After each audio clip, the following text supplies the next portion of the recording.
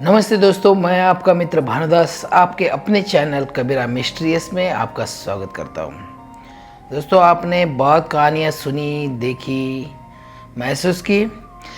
हम जो कहानियाँ सुनाने का प्रयास करते हैं उनमें कुछ बातें ऐसी होती है कि जो सोचने पर मजबूर कर देती है।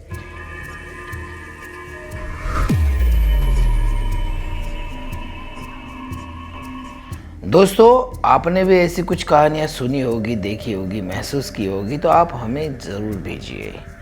हम आपकी कहानियों को प्रस्तुत करने का प्रयास करेंगे। दोस्तों, पिछली कहानी में देखा एक प्यार की वजह से भाई कैसे बहन को मिलने के लिए आता था। हम उन्हें भूत प्रेत पिशाच ऐसे नहीं कह सकते, योनी होती हो योनी। जब हम अपनी अतृप्त इच्छाओं को इस शरीर के माध्यम से पूरी नहीं कर पाते हैं तो हमारा शरीर अचानक से छूट जाने के कारण हमारा सूक्ष्म शरीर वो भटकता रहता है। दोस्तों, ऐसी बहुत सारी बातें हैं जो विज्ञान के परे है, नैनो साइंस से। हम ऐसी सूक्ष्म दुनिया की किसी आत्माओं से बात करने की कोशिश कर सकते हैं क्या? ये सवाल है, मुझे भी पता नहीं। यदि आपको पता है तो ज़रूर आप हमसे संपर्क कीजिए, आप हमें बताइए। चलो दोस्तों, आपको हर कहानी का उत्तर अगले एपिसोड में ना देते हुए उसी एपिसोड को वही ख़त्म कर देंगे। हर एपिसोड में नई कहानी आपके सामने हम प्रस्तुत करेंगे जो सूक्ष्म जगत की जानकारियों को आप तक पहुंचाने की हम कोशिश करेंगे। दोस्तों, आज की कहानी में हम कुछ बोध लेने वाले हैं या कुछ सीखने वाले पता नहीं, लेकिन ये कहानी हमें सुनाई है हमारे नानी जी ने। नानी की जो माँ थी, हमारी परनानी, वो मेरे 12 या 13 साल तक हमसे अच्छे से बात करना, वो बहुत कनखर, उनका शरीर बहुत काटक था। 90-92 के साल उम्र में उनका देहांत हुआ। उनको 2 पुत्र थे, एक भगवान और एक श्री राम।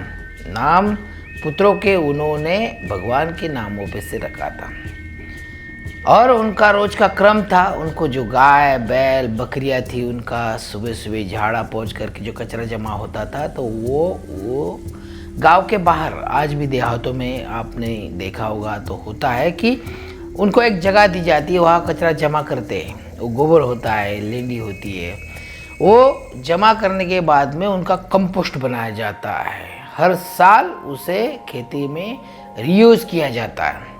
तो ऐसे ही हर रोज़ घर में का बैल बकरियां, उनका जो कचरा होता है वो झाड़ पोंछ करके उनको जमा करके हमारी परनानी जी उस कचरे के ढेर में डाल आती थी।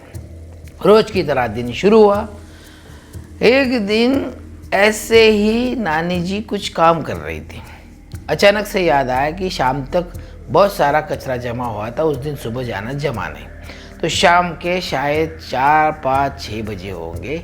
सब लोग खेते में जाते थे, कुछ वापस आने का समय हुआ था। गांव में चहल पहल थी, बैलों का आवागमन शुरू हो गया था।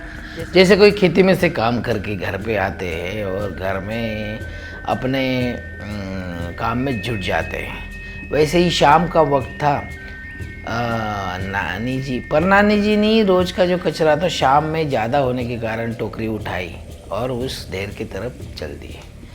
वापस उसी ओर जाते वक्त न जाने क्यों उनको लगा कि मैं मंदिर में से एक, जैसे भगवान को नमन करके जाते हैं तो वो रास्ते में हनुमान जी का मंदिर पड़ता था। हनुमान जी का मंदिर जैसे ही पड़ा, नानी जी ने वो कचरे का टोकरी बाजू रख दिया और उस मंदिर में जाके वहाँ बाहर मटका रखा था, जल चढ़ाई। नानी जी को बहुत भगवान का नाम जाप करना अच्छा लगता था और वहाँ से निकलते वक्त वापस अभी उस ढेर तक आते आते थोड़ा सा धुंधले सा शाम के वक्त अंधेरा होना शुरू हो गया था। लोगों का आना जाना बढ़ रहा था और जैसे मेन जो रास्ता होता है उसको हटके थोड़ा सा दूर, जहाँ कोई नहीं दिखा, जहाँ कोई नहीं था, जो कोई नहीं है, वहाँ जाके वो कचरा डालना था।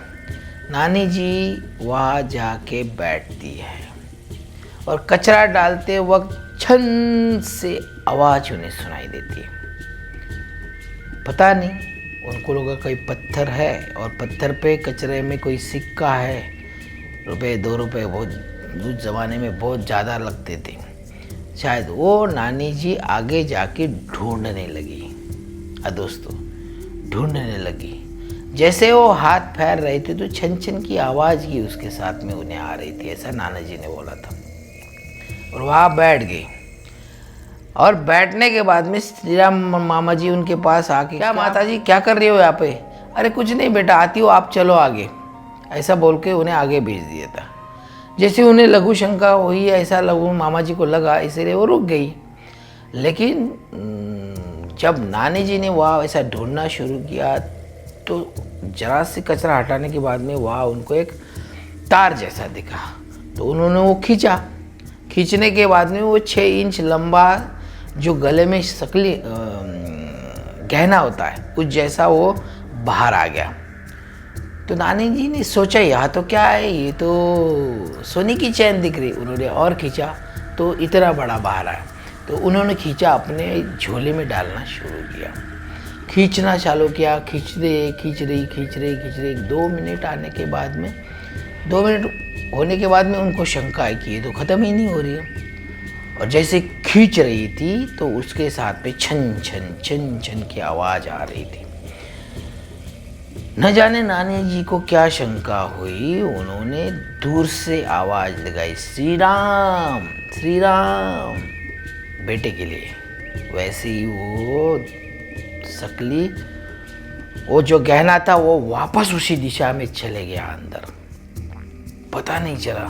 नानी जी ढूंढ रही थी, वापस छाना, देखा, वहाँ कुछ भी नहीं था, वहाँ कुछ भी नहीं था। नानी जी बोल रही थी मेरे हाथों के रोंगटे खड़े हो गए, क्या करे, कुछ समझ में नहीं आ रहा था।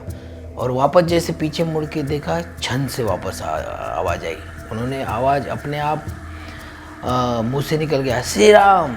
वैसे ही वो धाड़ से नीचे गिरी। अभी मामा जी घर पे जाने के बाद में बैरों को चारा डाला, उन्होंने बांध दिया खूंटे पे। देखा माँ अभी तक क्यों नहीं। सब काम निपटाने में आधा पौन घंटा तो होता ही था। आधा पौन घंटे के बाद भी माता जी जब नहीं दिखी तो उन्होंने वापस जाना सोचा। वापस आया तो वो वहाँ उस गोबर के ढेर के बाजू में माँ पड़ी हुई थी। उन्होंने जाते ही उठाने की कोशिश की उन्होंने, लेकिन उन्होंने उनको जगाने की कोशिश की, माँ माँ आवाज़ दिया। उन्होंने आंखें खोल के धुंधले से देखा, अरे बेटा मैं कहाँ हूँ बोलते हो। मामा जी बोल रहे तो आप तो यही हो, चलो घर पे। उन्होंने उनको सहारा दिया, उठाया, घर पे आया। नानी जी को थोड़ा से हल्की सी कपकी भी से आ गई, उसको याद नहीं आ रहा, वो सो गई। मामा जी को ये पता नहीं चल रहा था कि ये हुआ तो आखिर क्या हुआ। दोस्तों वह एक सोचने लायक बात थी कि ऐसा क्या हुआ था कि नानी जी को वह चक्कर आके गिर गए। तो नानी जी ने कहा, बेटा मैं वहाँ थी, वहाँ पे मुझे वो सोने की गहने की एक चैन जैसा दिखा, तो मैंने उसको खींचा। खींचने के बाद में वो बाहर आई, मैंने उसको अपने पल्लू में डाला। पल्लू में डालते डालते जैसा वो हो गया, तो जैसा 2 मिनट में छोटा बच्चा होता है उस साइज़ का वो पूरी शक्ली दिख रही थी मुझे। और जैसे ही शक्ली दिख रही थी तो उसके तरफ देखते ही मुझे उसमें मानव आकृति का चेहरा नज़र आने लग गया, छोटे बच्चे का। और जैसे ही मैंने तुम्हें आवाज़ देने के लिए आवाज़ पीछे मुड़ के देखा तो वो वापस उसी दिशा से और चले गई। मुझे समझ में नहीं आया। और वापस जाते वक्त वहाँ वो बच्चे के चेहरे में एक हंसी के मारे किलकिलाहट दिखाई दी, लेकिन उसके दांत थे, बच्चों को दांत होते ही नहीं है, इसीलिए मैं चक्कर आके वहाँ गिर गई, शायद डर गई थी। लेकिन नानी जी इतनी कठिन कनखोर थी कि वो डर के मारे उन्हें कुछ हुआ नहीं। हाँ डर लगा लेकिन डरे नहीं। लेकिन वो श्री राम जो मंदिर होता था हनुमान जी का, वहाँ राम जी की भक्ति के कारण उनकी इतनी श्रद्धा थी कि यदि मुझे कुछ होगा ही नहीं, राम जी हैं मुझे बचाने के लिए। और उन्होंने इसीलिए उनके बेटे का नाम श्री राम रखा था। तो उन्होंने जब वो बताते वक्त ऐसे कहा तो श्री राम मामा जी ने बोला कि वहाँ वापस जाना नहीं। तो तीसरे दिन जब उसकी खुदाई चालू हुई जब कंपोस्ट का काम पूरा हो गया तो उस ढेर में से, कचरे में से कंपोस्ट हो जाने के बाद में खेती के लिए उसे निकालना पड़ता था। तो तीसरे या चौथे दिन या एक हफ्ते के बाद में उन्होंने जब वो काम चालू किया तो खोदते खोदते खोदते जहाँ उनको दिखा था वहाँ आने के बाद में कुछ हड्डियाँ, क्योंकि साल भर उस कचरे को ढेर पे देखते ही नहीं, सिर्फ डालते हैं और नीचे का जो होता है, ऊपर का कचरा बाजू हटा देते, नीचे का जो कंपोस्ट होता है उसे निकाल लेते और एक बाजू से 1.5-2 फुट गड्ढा खोद के उसको निकालना शुरू करते हैं। और जैसे ही शुरू किया तो उसको बीच में आते आते उस चौकोर के बीच में तो उनको एक छोटी सी पायल जैसी दिखी। तो उन्होंने देखा तो उसके साथ में एक छोटे पैर की हड्डी आ गई। दोस्तों, छोटे पैर की हड्डी। उन्होंने देखा, उसको सरकाया बाजू, दूसरे बाजू वाले लोगों को भी बुलाया।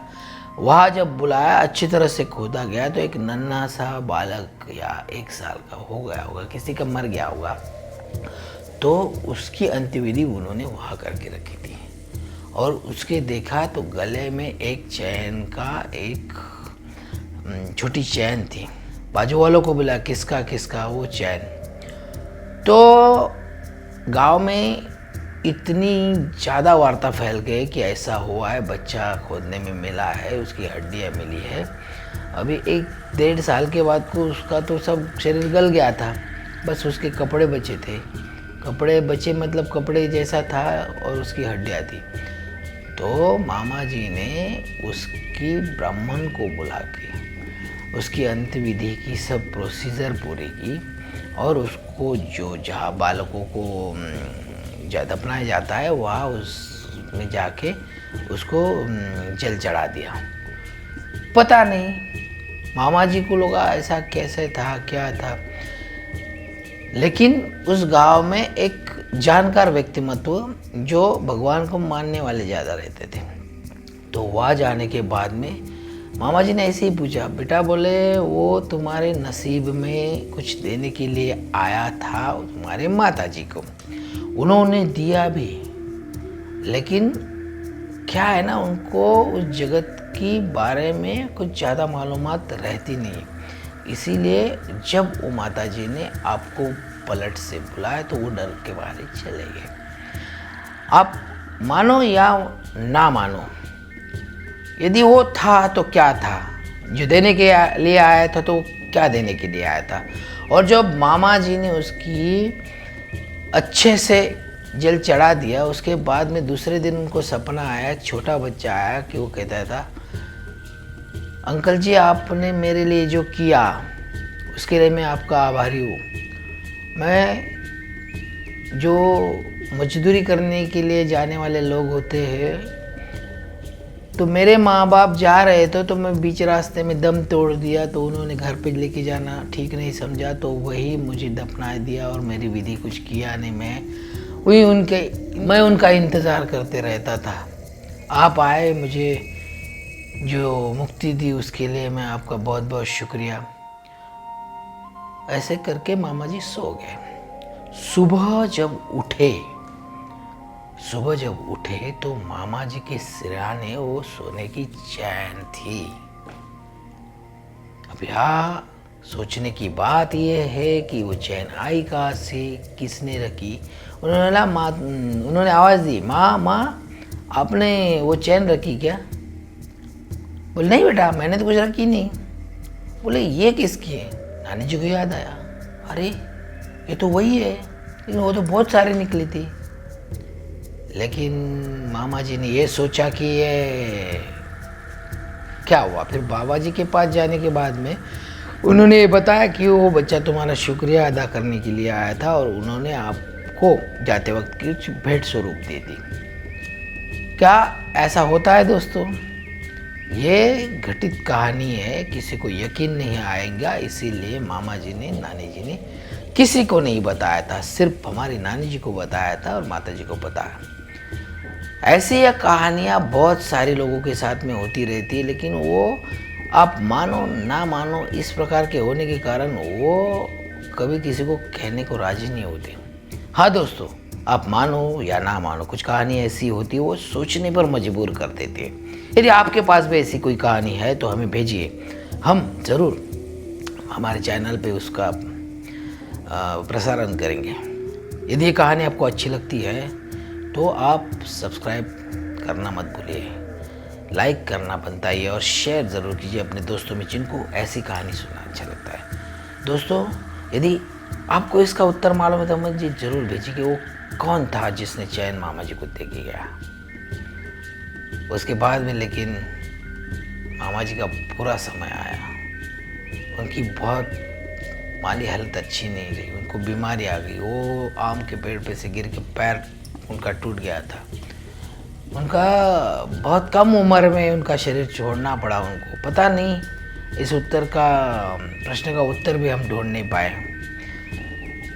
दोस्तों, कुछ प्रश्नों के उत्तर ढूंढते ढूंढते आदमी की पूरी लाइफ निकल जाती है, लेकिन उनको कुछ समझ में नहीं आता। यदि आपको कुछ ऐसा पता है तो हमें ज़रूर आप बताइए। फिर मिलते हैं अगले एपिसोड में अगली नई कहानी को लेकर, जो मेरे हिसाब से मैं कहने का कोशिश करूँगा। दोस्तों, मैं कोई कहानीकार नहीं हूँ, लेकिन कुछ आज तक ज़िंदगी में जो महसूस किया है वो आपके सामने रखने का प्रयास कर रहा हूँ। यदि उसमें कुछ मुझे वो प्रयास में कुछ गलती हो तो मुझे माफ़ कर दीजिए। मैं आगे से आपको अच्छे से कहानी बताने की कोशिश करूंगा, डिटेल में बताने की कोशिश करूंगा, जिससे आपको रंजक भी लगे, मनोरंजन भी हो, ज्ञानवर्धन भी हो। तो आइए मिलते हैं अगले एपिसोड में इसी चैनल पर, कबीरा मिस्ट्रीज पर। मैं आपका दोस्त भानुदास स्वागत करता हूँ। नमस्ते, जय जय महादेव।